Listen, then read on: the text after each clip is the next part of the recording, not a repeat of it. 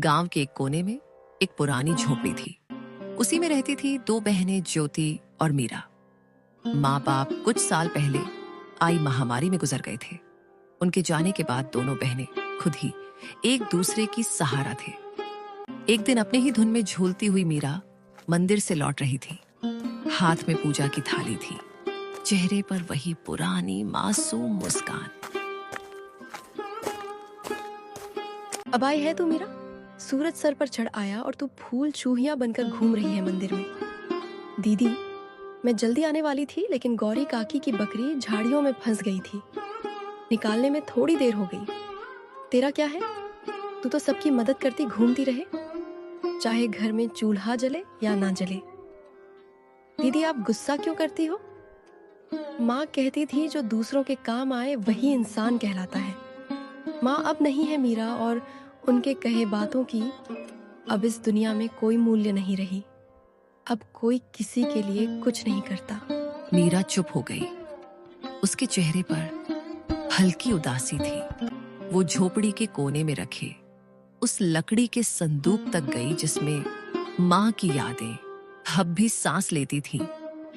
संदूक से निकाला हुआ एक साड़ी मीरा छू के अपनी दीदी से बोली, दीदी, जब यह साड़ी माँ पहनती थी ना, तब हमें देखकर मुस्कुराती थी। कहती थी तुम दोनों एक दूसरे का सहारा बनना। मीरा की बात सुनते ही ज्योति का चेहरा नम हो गया और उसकी आंखें पल भर को भीग गई।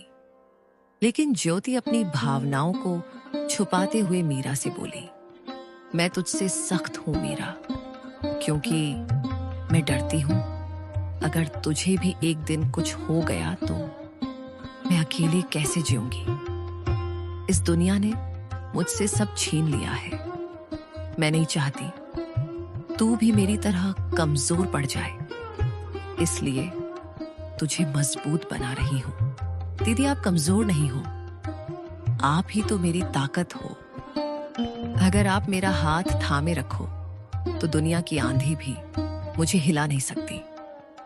मीरा की बात सुन के ज्योति के चेहरे पर उसके माता पिता के जाने के बाद पहली बार हल्की सी मुस्कान आई।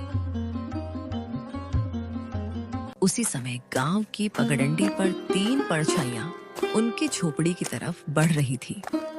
धर्मपाल, बिमला और उनका बेटा कमल, वह थे बहनों के सगे चाचा चाची। अरे ज्योति, कैसी है मेरी बच्ची? तू ठीक तो है ना?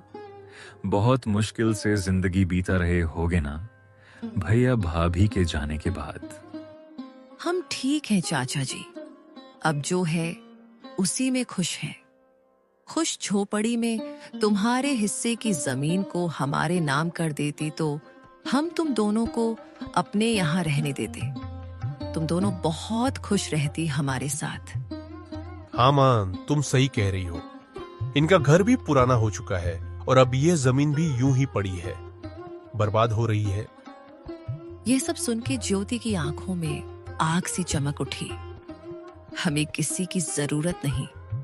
बाबूजी की जमीन हमारी माँ और बाबूजी की आखिरी निशानी है, उसे हम यूं ही नहीं छोड़ेंगे। अरे बेटी, तुम्हारी जो खेतों की जमीन है वह भी तो बंजर ही पड़ी हुई है ना।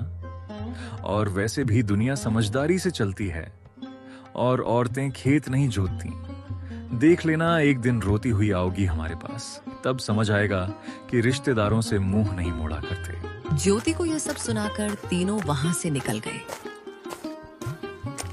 लेकिन मीरा यह सब घर के अंदर से सुन रही थी।